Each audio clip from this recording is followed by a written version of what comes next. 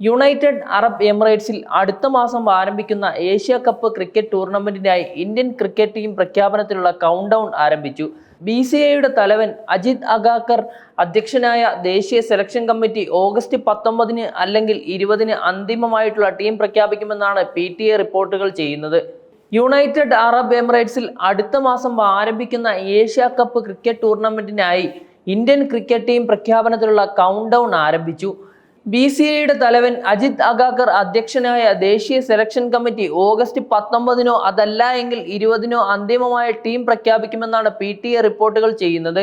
എന്നാൽ താരങ്ങളുടെ ആരോഗ്യനില സംബന്ധിച്ച അന്തിമ മെഡിക്കൽ റിപ്പോർട്ടുകൾ ലഭിക്കുന്നതുവരെ തീരുമാനങ്ങൾ വൈകാൻ സാധ്യതയുണ്ട്. പ്രത്യേകിച്ച് പരിക്കിനെ തുടർന്ന് ശസ്ത്രക്രിയയ്ക്ക് വിധേയനായ ഇന്ത്യൻ ടീമിന്റെ നിലവിലെ ക്യാപ്റ്റൻ സൂര്യകുമാർ യാദവിന്റെ മെഡിക്കൽ റിപ്പോർട്ട് എല്ലാവരും ഉറ്റുനോക്കുകയാണ്. അദ്ദേഹത്തിന്റെ പൂർണ്ണമായ വീണ്ടെടുപ്പ് സ്ഥിരീകരിക്കപ്പെടുന്ന സാഹചര്യത്തിൽ അദ്ദേഹത്തിനാണ് വീണ്ടും നേതൃത്വ ചുമതല ലഭിക്കാൻ ഏറ്റവും കൂടുതൽ സാധ്യത.